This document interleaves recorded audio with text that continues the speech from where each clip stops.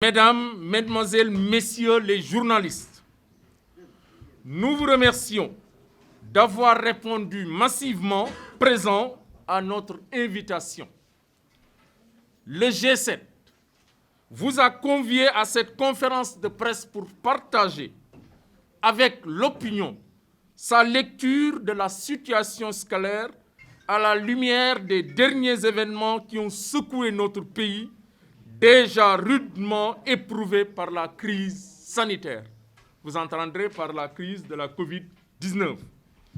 Le G7 s'incline devant la mémoire de tous les citoyens sénégalais décédés au cours des manifestations. Il présente ses condoléances à leurs familles et au peuple sénégalais dans son ensemble. Le G7 exprime son soutien aux blessés et à tous les citoyens aujourd'hui dans les liens de la détention pour avoir juste exercé des libertés consacrées par la Constitution.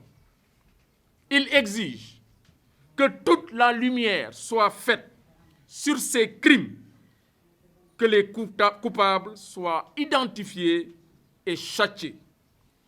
Il exige également la libération de tous les enseignants détenus à l'issue de ces manifestations. Le G7 dénonce enfin la violence gratuite, d'où qu'elle vienne, les tortures exercées contre les enseignants et au-delà, les citoyens stigmatisés juste à cause de leur appartenance politique.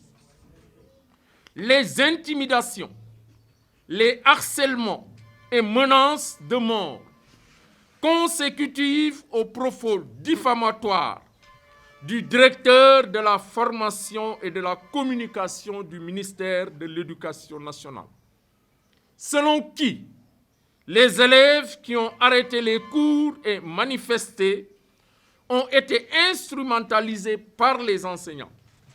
Son irresponsabilité est aujourd'hui la cause d'appel au meurtre contre des enseignants dans certaines localités du pays.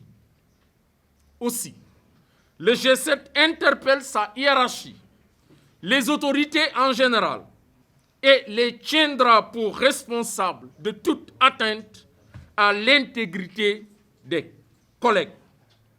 Le G7 a toujours exhorté les autorités à une prise en charge diligente des préoccupations des acteurs de l'école pour deux raisons principalement. Conjurer cette révolte à laquelle le délitement du système éducatif nous conduisait inéluctablement. Éviter qu'au moment des joutes électorales, les syndicats n'interfèrent par de quelconques actions sur leur issue. Hélas, nos alertes sont restées vaines, non contentes de les négliger, pour ne pas dire ignorer les autorités par des actes malencontreux qu'elles posent, embarquent l'école dans des crises qui entament le quantum horaire et perturbent les enseignements et les apprentissages. Soucieux de la stabilité de l'école, du pays en général, le G7 en appelle au strict respect des principes de l'état de droit, au sens de la responsabilité de tous les acteurs, considérant que la crise sanitaire ne saurait justifier le défaut de matérialisation des accords.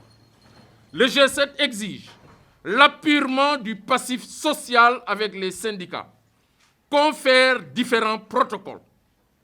Il s'agit des lenteurs administratives, du système de rémunération, du reversement des MEPS dans le corps des professeurs de collège, du paiement des rappels, mais également de tous les actes, notamment les actes concernant les dernières commissions paritaires, et cela plombe la carrière des enseignants. Le système de rémunération doit être définitivement adressé Ce d'autant que l'État qui s'était engagé à ne plus toucher le régime indemnitaire avant sa correction a manqué à sa parole. L'immobilisme dans la gestion de la carrière des enseignants commande le limogeage du ministre de la fonction publique. Les enseignants sont fatigués, démotivés, découragés. Leur carrière est plombée. Ils souffrent à cause de ces lenteurs administratives. Plusieurs mois, pour ne pas dire presque un an, les actes sont au niveau du bureau du ministre. Et c'est pourquoi nous avons dit le limogeage du ministre de la fonction publique. Dans la même dynamique, le G7 exige le paiement des indemnités des examens professionnels. Nous le disons, pour nous, vraiment, on ne doit pas aller en grève pour des indemnités, parce que c'est des frais de mission. Tous les autres points non encore matérialisés des 10 protocoles doivent être définitivement réglés. Le G7 exige donc la priorisation des problèmes de l'école, socle de toute émergence.